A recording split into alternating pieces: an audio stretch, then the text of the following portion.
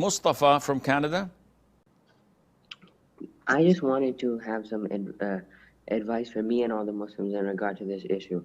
Sometimes I feel like nervous and anxious many times when it comes to enjoining good and forbidding evil. Like I feel that people will think I'm weird, or like I just get an anxious feeling that they will look at me weird, and I feel like a little bit strange. Please advise. Barakallahu fika. Wassalamu alaikum. Wa alaikum assalam wa rahmatullahi wa barakatuh. My dear friend, on earth, we are here for the sole purpose of worshipping Allah Azza wa Jal, who says, وَمَا خَلَقْتُ الْجِنَّ وَالْإِنسَ إِلَّا لِيَعْبُدُونَ. I have not created the jinn and the humans except to worship me. And part of the worshipping process is to be tested. So everything you face on earth is a test from Allah. Wealth, you're a lucky man. It's a test. Poverty, the poor thing, it's a test. Health is a test. Illness is a test. Safety is a test. Insecurity is a test. So everything you face on earth is a test.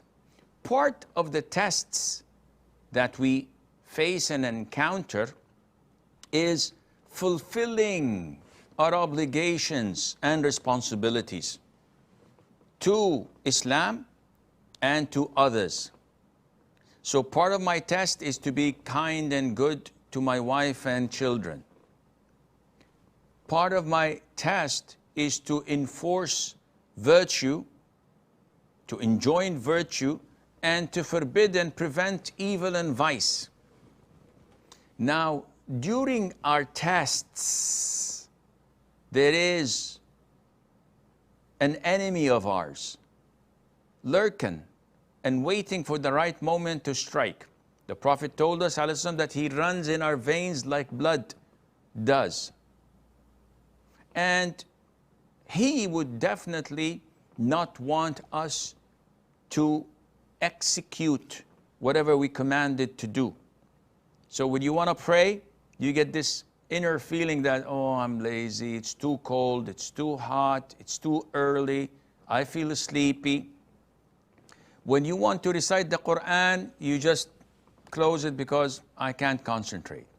When you want to give in charity, it tells you your money would be less and you won't be able to buy this or to secure this, and we are in difficult times. Who's doing this? Shaitan. It's your enemy, Satan, the devil. Now, when it comes to enjoining virtue, he always intimidates you. So you see something that is haram. You want to tell people that, akhi, this is haram, if they're Muslims. And maybe they're relatives, maybe they're loved ones, maybe they're total strangers. He tells you that they will not like it, they will resent it, they will think of you as an extremist, they would label you as a terrorist, maybe they'll call the cops against you, maybe they will lie about it. So he intimidates you. So you back down and you don't, or you back off, you don't do anything. And this is from Shaitan. Always estimate and weigh the pros and cons. You're not the religious police. So always put in mind that after you hear this motivational speech, you don't go to the masjid and you meet 200 brothers and say, akhi, your beard is shaven, your trousers are below your ankles, you smell like you're smoking, I saw your wife the other day, she wasn't wearing the hijab, you invest in haram stocks. What is this? You keep on talking to people like this, they'll kick you out of the masjid. No, you have to be knowledgeable, wise, diplomatic. You know when to select the right time to address a particular issue, not every single issue in the whole world. Otherwise, This would help shaitan stop you from practicing and giving da'wah. So how to do all of this? This requires a lecture, but in a nutshell, learn your religion.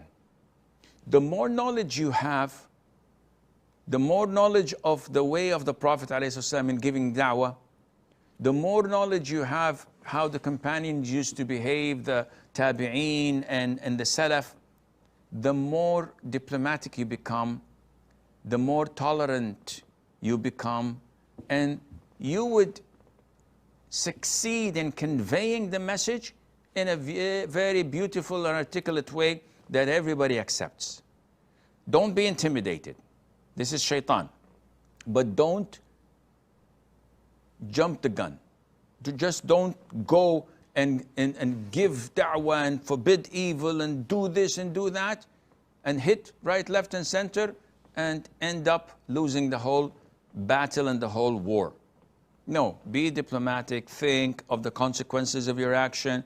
Is it the right time, or should I delay a couple of weeks and then speak about it? Should I put it all on the table, or should I select the priorities and know what to address and what to ignore temporarily for now and then address it later? Should it be directly face-to-face in front of others, or one-to-one, or should I write a message or an email? All of these come with knowledge, insha'Allah Azza wa Jal, and Allah Azza wa Jal knows best.